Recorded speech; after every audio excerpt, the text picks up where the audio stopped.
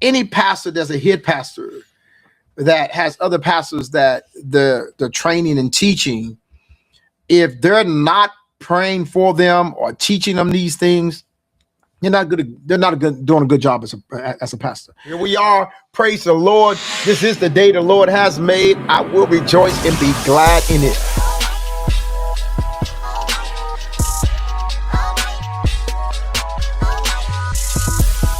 They say what you praying for. Praise the Lord, everybody. This is Everyday Preachers answering everyday questions. Right back at you. And the question says, why would my church leaders, excluding the head pastor, never go up for prayer at the altar themselves? It's not extremely uncommon thing to see that. And I've jotted down actually a few possible reasons for that here, and the reason for that.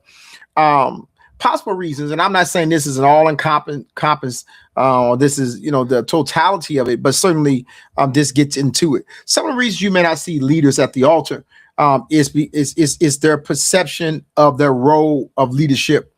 In other words, they may feel like their role is to minister and pray for others rather than receive prayer. They may feel like their job is to stay back, hang back, and pray for the people.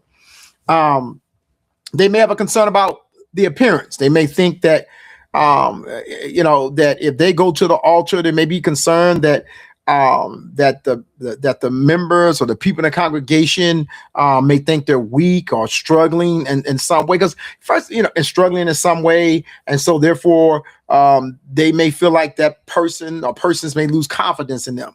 And let me just make something clear while on that point of being concerned about the appearance of it. Everybody don't go to the altar because there's a problem. I don't know what happened to the days of going to the altar because there's a praise or because there's a thank you. And I've talked about this in the church that God has blessed me with to be able to be the leader at this time. Sometimes we just go to say thank you, or God, how can I serve you better? And not always to talk about our problems at the altar or treat it like as a counseling center. There may also be cultural habits. And some cultures, it's believed that that when people go to the altar is only for it's only for new believers or when someone's in a crisis, and so otherwise they don't go to the altar. It could also be a misunderstanding of humility.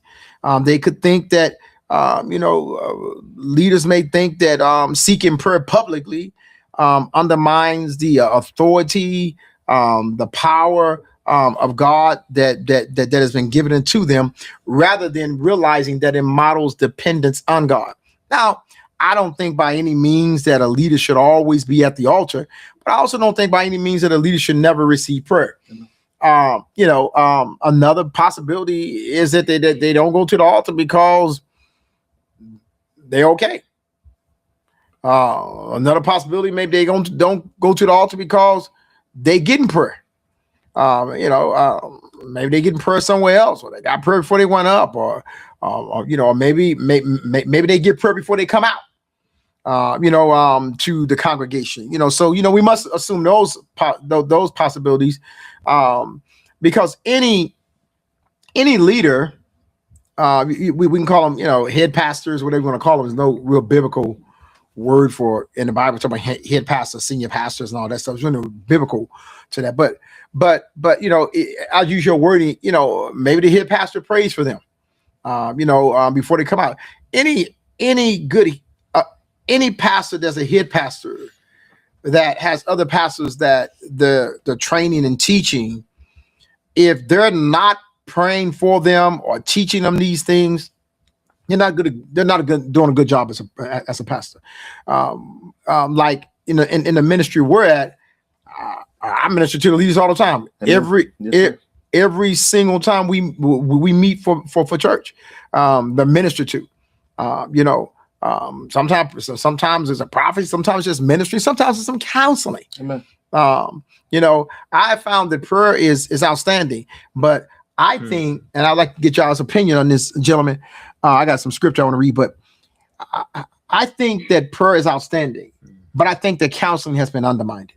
And what I mean by that is sometimes people just need some good counsel. And I don't mean like counseling, like when you go to a counseling session, but I mean like sometimes when you come to the altar, what you need is somebody just to give you the word of God. Amen. That's what I mean by counsel. Here's a word. Here's the word. Here's what the scripture says. This is what you need to do. And this is where you at. And so maybe I phrase it another way. They need godly instruction. And I'm going to turn it to you guys in just a second. Let me read these scriptures real quick. I just want to make it clear. The scripture makes it clear we all need prayer. So the leaders on special and some not head pastors, not your head pastor, nobody else. They ain't special in some kind of way. They don't need prayer. Matter of fact, the more involved you are in leadership, the more prayer you need. Ephesians 6:19 says this.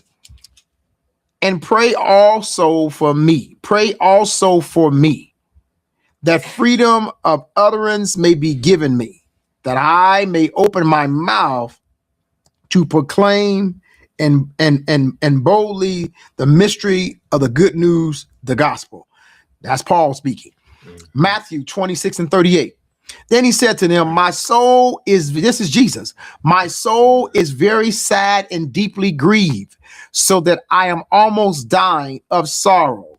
Stay here and keep awake and keep watch with me. And so, in other words, Jesus asking them to stay there, to pray. When he said keep watch, he didn't mean like physical watch only. He meant pray. And so,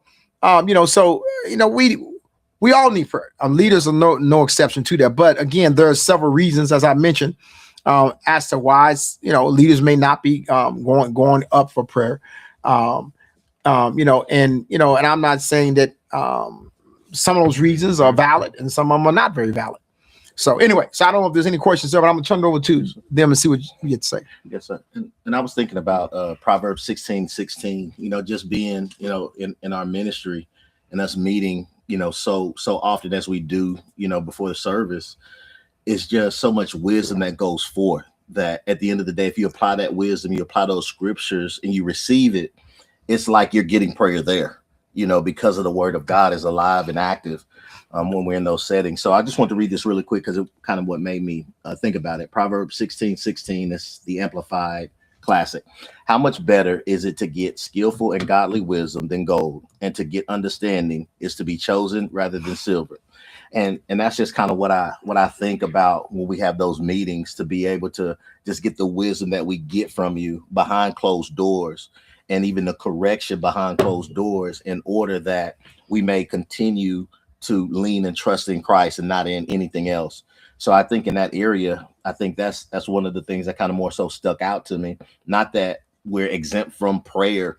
I think we get it, in those meetings before and after. And I think that's really what helps out a lot. So, well, you're speaking for your ministry. Yes. Oh, yes. Right. Yes, sir. Okay. Yes, sir. For the ministry that I'm in right now. Right. Yes, because we're speaking to all ministries. Yes, sir. And that's why I spoke of that is it can also be cultural. Yes, sir. You know what I'm saying? So, okay. I was thinking also, because at one point, the altars as we know of them today was not like this. Didn't exist. And so, but the leaders were, in charge of leading and guiding the church and directing the church. And I think about James 5:14, say, if it's any among you that are sick, let them call forth the elders and the anointing with oil, and all the prayer of faith will save the sick, heal them, so on and so forth. And so the reason why I bring that scripture up is it's not like an altar scripture, but a lot of times, like how churches are set up, people are hurting.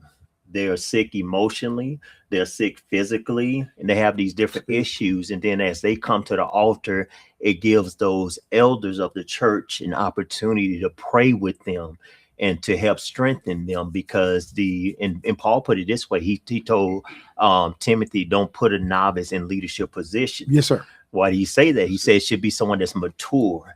And so if you get an elder that's always at the altar, that's needing prayer themselves, they should Wow. probably just switch their position and be the ones, because we're supposed to be setting the example for the people, as you're Right. saying. It's not that we don't ever need prayer, Yeah. but how our church is set up. We meet a lot, and there's a lot of counsel, healing takes place. And I think any healthy church that is really operating how God has set it up, the leaders will be meeting and receiving things from one another and growing and being healed. So when they go out, they really have something to give to the people. And then the people respect that more, That's I true. think. And so that's what I would give, just how I believe it is set up, just as far as with the elders and the leadership to help encourage and strengthen and build that body up. They say what you praying for.